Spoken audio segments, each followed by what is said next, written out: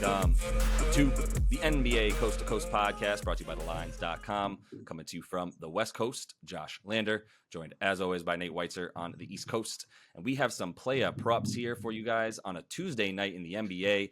It is play-in tournament time, so we're talking about both of these games. We've also got a best bets video up for you where we each are giving you a couple bets from both of the games on this slate for Tuesday night, so check that out as well. Also want you to head to thelines.com. That's where you can check out all the stuff we have here in written form. Plenty of picks going up on the site these days. Also have our odds finder tool on there. You can use that to make sure that you are getting the best odds available from all of these books, giving us bets in the NBA postseason moving forward, or whatever weird purgatory we are considering to play in, if it's not the regular season or the postseason. But either way, let's get into our first NBA play-up prop for tonight, Nate.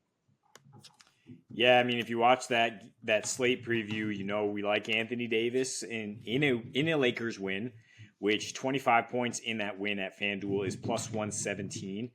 Or you can get minus 111 for him to score 26. I'm not really worried about the Lakers losing this game, though. So like I said, you might as well juke it with the money line.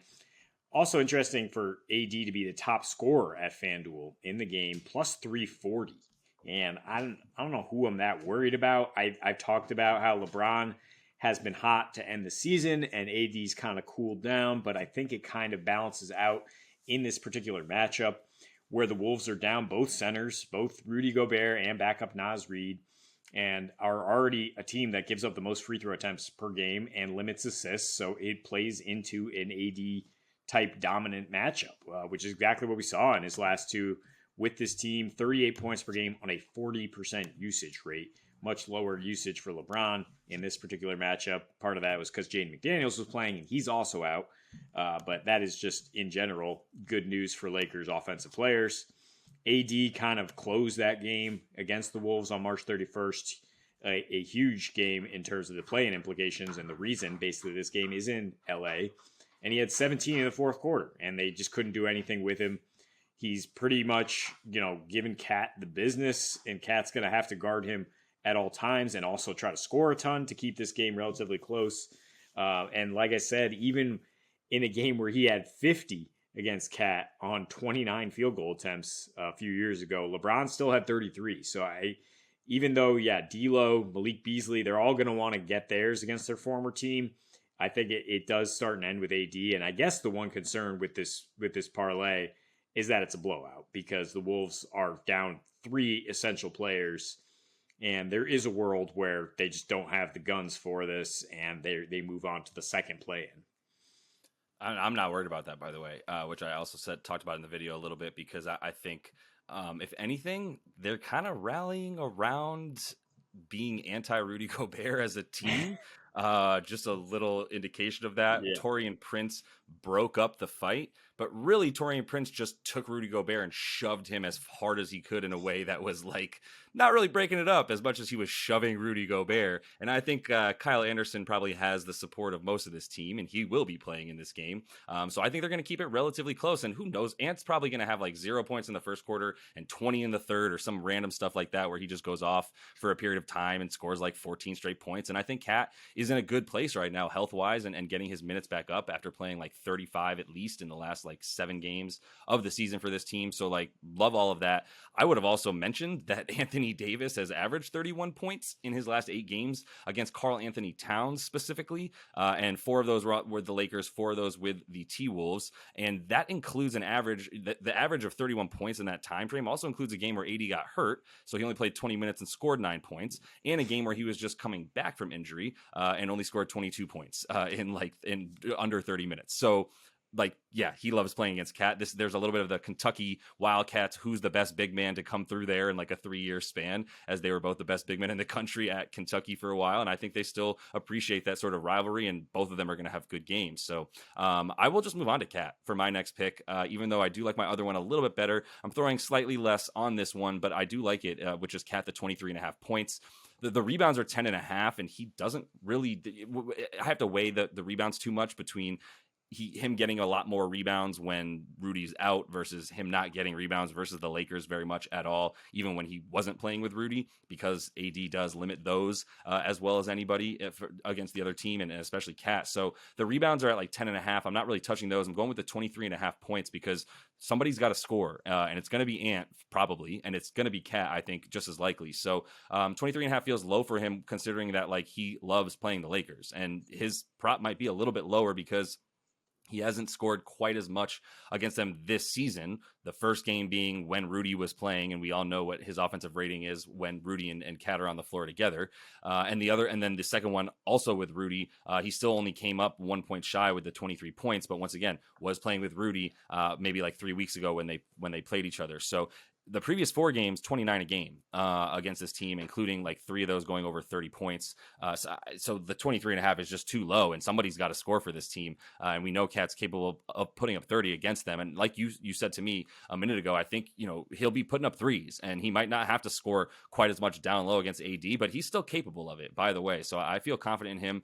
25 a game without Rudy. It's only been 2 games that he played them, one against the Rockets. So it's like, do with that what you will, but there's got to be something to be said for the spacing being way better with Rudy off the floor and him averaging 5 more a game without him.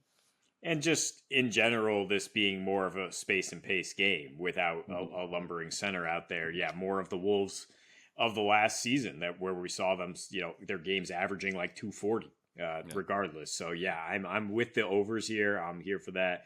Taking an under though in this other game where people are betting under because it's in Miami, and like Tyler Herro under 20.5 points, or I think you can add 9 rebounds, assists there and also feel comfortable.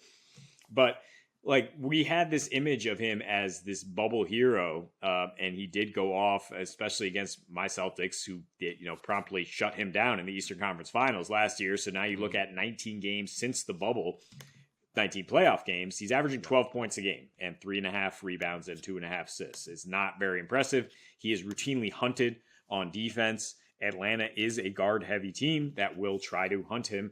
And you look at his last 5 against Atlanta in the playoffs, again, 13 points per game, only getting 28.5 minutes because he is kind of that defensive liability. Last 3 in the regular season against Atlanta, a 128 defensive rating, So he's been able to get 16 points per game. But I would think there's a lot of ways to cash this under in terms of Herro taking a seat, because Eric Spoelstra is trying to play the right matchups to limit DeJounte Murray and Trae Young and get his offense going. Kyle Lowry is going to play in this. He's been resting a lot.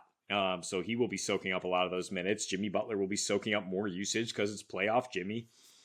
And you look at just home road stuff since the All-Star break for Herro. And we know the Heat are much, much better at home. So how does that play into his production? Well, a slightly lower usage rate, slightly fewer points per game, despite being more efficient. And, his plus-minus rating being not as good, despite the fact that they're winning these games. To me, it just speaks to like a guy who's kind of not that important as a two-way player. And in this kind of play-in situation, which we haven't seen Miami in yet, I wouldn't be surprised if Herro plays more of a limited role, at least not a big enough role to score 21 points, or like I said in the game video, to hit more field goals than Trae Young, which is a head-to-head prop you can find at DraftKings. And I love that one for sure. And I think with the rotation that they're going to be playing as well, I do like the points, rebounds, and assists a lot. I don't think you lose too much juice on it to feel pretty good about it. And I understand the usage rate and is a big reason for making this pick, and maybe the points are not quite there in general. But obviously, if he's going to hit the points, rebounds, and assists, he's got to hit the points. But I don't think that's as likely. And I think the rebounds and assists are also quite as unlikely, to be honest. And I think part of that, with Kyle Lowry playing, you saw him as playing, by the way. I still saw it as questionable. Well, he's got props up, so that to me, if the books are going to put props up for Lowry, then he's more likely to play. I would agree with that. I still am going to continue on to talk about my next bet, which is Bam Adebayo and his assists. And we both talked about that briefly, and you mentioned it to me, and I had seen it when you talked about it, but obviously the juice isn't great. At minus 160 on DraftKings is actually the best that you're going to find. I can't even really find alt assists other than 5 for him on DraftKings, which is a lot. I'll say. However, I will also say it's plus 310 for him to get the 5. So I think it is worth half a uni on there, and just kind of maybe a little bankroll builder here, if we want to call it that, for the 2.5 assists, for him to get that over that. Like 3 assists for Bam in this game, just that's criminal. 5 assists in 5 of his last 8 that he's played these Hawks, wherever they're playing, obviously also including the playoffs from last season. He averages 4.3 in those 8 games, and Atlanta is allowing the 4th most, or about 4 assists to opposing centers on the season, which is actually up to 4.5 in the last 15 games, and make very clear that like Bam will be playing 38, 40 minutes in this game if he has to. Of course, he has to stay out of foul trouble, but I feel pretty good about him doing that, as he's been playing plenty of minutes against Atlanta over those last 8, like I kept saying. So I'm going to continue to hit his assists. I know Lowry is questionable. He does have props up. The Heat and whatever they want to do with their injury report that has been frustrating to us all season. We'll see what happens, so stay on it. But the 2.5 assists, I think even with Lowry, feel fine. He's played a couple of those games with Lowry, including the playoffs last year against this team. So his assists do go up without Lowry, so maybe it's helpful if he doesn't play. But either way, Miami is averaged 29 assists versus Atlanta their last 7 at home versus them, and Atlanta's allowing the 8th most assists per game in general on the season. 29 is a lot of assists in a game, by the way. It's good for top 10 in the league, so I think you can expect plenty of those and good ball movement in this one. And I do like Jimmy to kind of like make sure that this team wins. We'll see if he wants to do it by assisting or scoring. I do think it'll be a little bit more by scoring, so I would feel good about Bam also getting some assists to his buddy Jimmy Butler.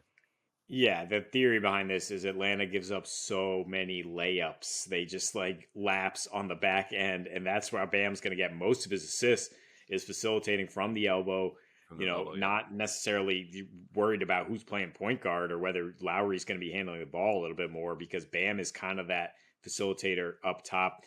I did find it for you just as you're talking. 4+ at FanDuel is plus 150. So there's your alternate line, with just one more assist for plus 150. Yep. And I think another way to juke this is the head-to-head props that I'm talking about at DK.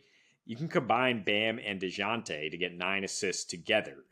And so DeJounte averages 6 assists per game since Quinn Snyder took over, including 5.5 in 2 meetings with Miami. So it's like right on their averages, or in terms of, Bam to get 3 if DeJounte gets his average, you're there. Not a bad way to approach that. Yeah, no, I like that too. There is plenty of fun stuff when you have fewer games as well on these books. So definitely make sure that you're checking them all out the way that we've been kind of having fun, finding some pretty good juice on a lot of these. So that is all the time we have for you in our player props video for today. Make sure to like and subscribe to that page. We're coming back for the rest of these play-in games. We'll have at least 4 or 5 more after Tuesday night as well. 3 more after Tuesday night, 4 more. Anyway, there'll be plenty of those, plenty of postseason action coming down the line. So make sure to continue to stay on thelines.com as well. And until we see you next, happy betting.